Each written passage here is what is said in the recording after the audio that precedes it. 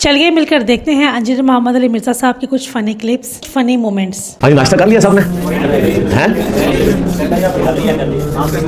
अच्छा नाश्ता करना था, हमने बताया था नाश्ता करके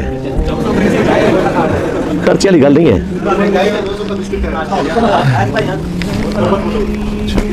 आज बाहर के सूरत हाल है उस्मान भाई? ऐसे बंदे पूरे ने वो किचन नहीं उठाओगे बाकी? अच्छा ठीक ठीक ठीक, किचन अब नाम के ही रह गया है, इसलिए फिर ये मैनेज करना मुश्किल हो गया था। वो फिर सारी हमारी एनर्जी इसी के पर लगती थी। पैसे वाला मसला कोई नहीं था, पैसा तो कोई नहीं, मुसल्ला चुक रहा है, पैसे का मसला, पैसा बहुत है अल्हम्दुलिल्लाह। पक्के अगले 2 मिनट बिल्कुल मुदार से चलाने, या इन्होंने चलाओ या ना चलाओ, जरूरत है चलाने की। अच्छा ये जिनको गर्मी लग रही है नहीं, अपने कोट वगैरह उतारे ना, आप लोग कोट उतारे। हाँ वैसे ये पंखा चले भी ना तो आपको कुछ ठंडी हवा नहीं पड़नी, क्योंकि अंदर ऑलरेडी गर्म हवा है, गर्मी पाएगी, बेफिक्र रहो। पीछे ठीक है टेम्परेचर, हाँ बस आगे का मसला है, आगे जरा हीट भी ज्यादा है।